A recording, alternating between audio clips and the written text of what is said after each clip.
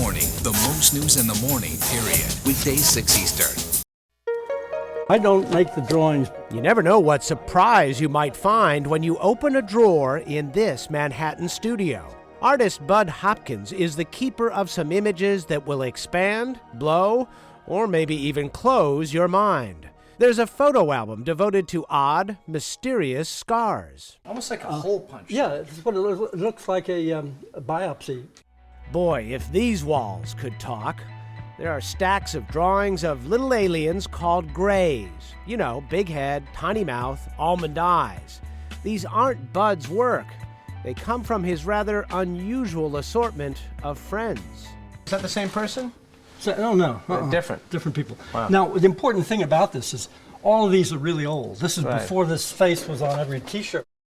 Bud has become the father confessor for hundreds of people who are convinced they have been abducted by aliens. It sounds totally off the wall, and I'm the first one to say almost everything that we're discussing here sounds off the wall, but that doesn't mean it's not true.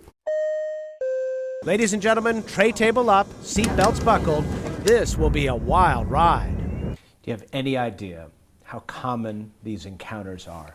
Well, my guess is that they're very common simply because I just keep running into so many cases.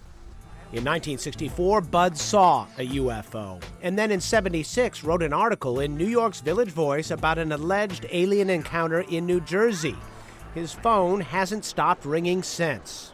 The massive evidence gets heavier and heavier and heavier, and that's not a pleasant thought, to me. Mind you, I'm looking into something that I don't really like and that I don't really want to hear about.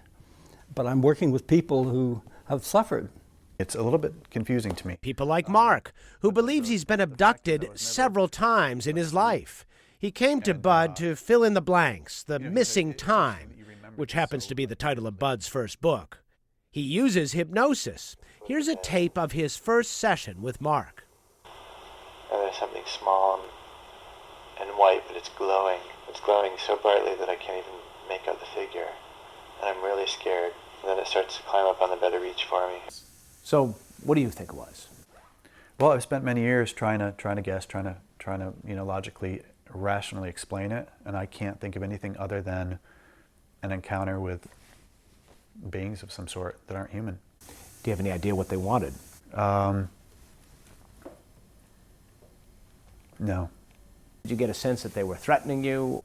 It's very clinical. They don't have really empathy or sympathy. It's often like us going into the wild and tranking a lion or a wild beast, tagging it, looking it over, and then letting it go. We don't really have a true connection to this animal. Mm-hmm. We don't really care about it. We're just examining it, and that's what I get from this.